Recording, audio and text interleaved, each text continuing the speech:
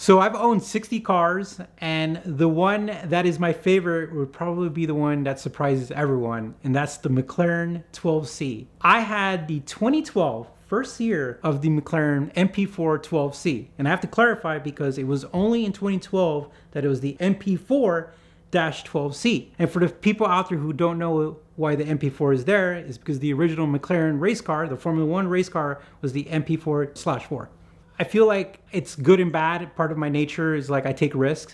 So I saw this car in Scottsdale, Arizona on Facebook Marketplace, and I was just like, this thing looks amazing. It was in the budget. I think it was like $95,000. And I've always wanted a supercar, and something just gravitated me towards it. So I flew out there, and an insane storm hit, and so I had to fly back home. And then the seller said that he would pay for my flight to come back. So I took him up on it, and instead of flying back, me and my family, we got a rental car because he had an extra pair of wheels. So we got a rental car and drove from Grand Junction to Scottsdale. We stopped at Vegas for the Sphere. It just opened, which was dope. And then we got into the McLaren. We bought the car from Brendan, which is a cool guy. Shout out to Brendan. He's a nice dude. And then we started driving back, and it was going great until the back of the engine started smoking.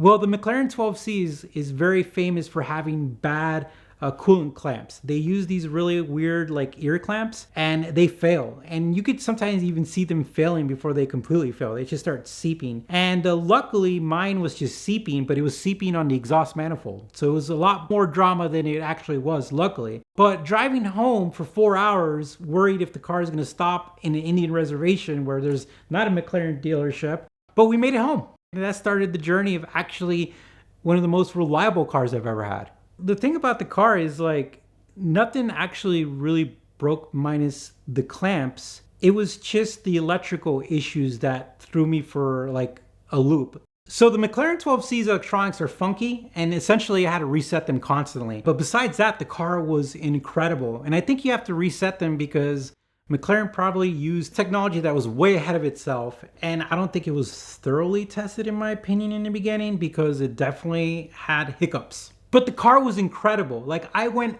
everywhere with it. I live in Colorado, so we have mountain peaks. I went up and down mountains. I went over some rough roads. I drove the car daily. I drove it in the summer, in the winter. I did everything with it. As a matter of fact, I even took it to like kid events. I took it to a trunk or treat where like we let like 30 kids sit in it. It was just such a great car, and I think most of the reputation that it gets is probably from the beginning of when it was being sold, because 12Cs are, in my opinion, their reputation is rebounding. Like people are really seeing that they're great cars. Now, some of the things that go bad on them are accumulators, and it's because McLaren used that funky hydraulic suspension system, which I'm sure you're aware of. And then some other like off-wall stuff, like where you have issues with like cam phasers and then transmission issues.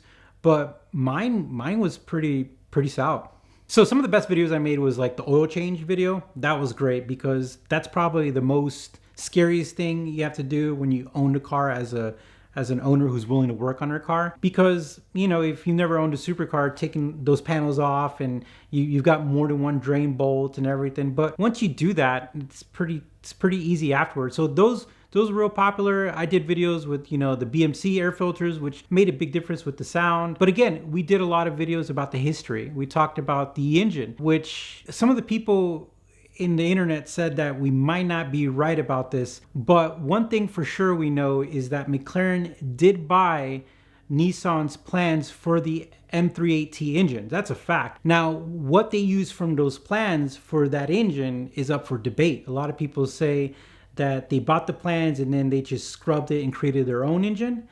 But the McLaren engine in 12C is actually an engine from Nissan's race car, which is a really cool race car. But again, it's up for debate on what was used and what. But it's a flat plane crank V8, and it sits low in its center of gravity, and it's just an excellent car. Like McLaren acceleration is just a drug. Like it makes really no sense if I was thinking about it in a racetrack, but like on the street and like for daily use, it's a drug. Like nothing gives you more acceleration and more happiness than like that punch.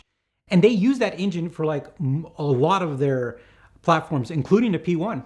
So I did a drive to Telluride, Colorado for the Autumn Classic, which is a big car show there. Beautiful car event. And that was just driving just through pretty much all of Western Colorado. And I did it with my wife, and there was a bunch of car friends, and we just had the time of our life. And it was just cool because like it was a combination of the drive, but also the group of people you're with. And we just had a ton of fun. And that's a great event.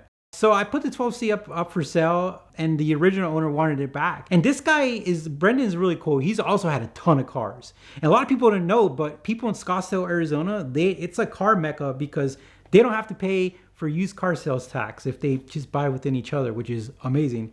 And yeah, he reached out to me. He's like, I want it back. And it was like the easiest sale because like we knew each other, and like it was like, here's the money. And Russian guy came and picked it up, put it in his trailer, and he loves it. Yeah. I started to do good, except when I ran into a setback. I bought a Honda S800 from Germany and had it shipped to America. And that was the worst car and the worst thing I lost like 25 grand, and it was just a horrible situation. But besides that, I made almost double on the NSX NA1. I made almost 3 times on the Supra, and I made about 6K on the GT4. And so, which was cool. But what sucks though, again, in where I live, it's like the taxes sometimes just like when you factor in the taxes, that's, but free ownerships. So I finally wanted to buy a supercar because I got really lucky with buying my JDM cars when I did. I bought my Supra way before the Supra craze got crazy. And then I bought the NSX the same way. I bought it before the car crazy. But I also sold them right when everything was crazy, which was, I think, well, just a few years ago. It was just crazy. Like people were buying everything. So I was like, all right. So I bought it for $95,000 and I sold it to Brendan for $89,000. But the value I got from that car, I think I put about 7,000 miles on it. But the value that I got on it was just amazing.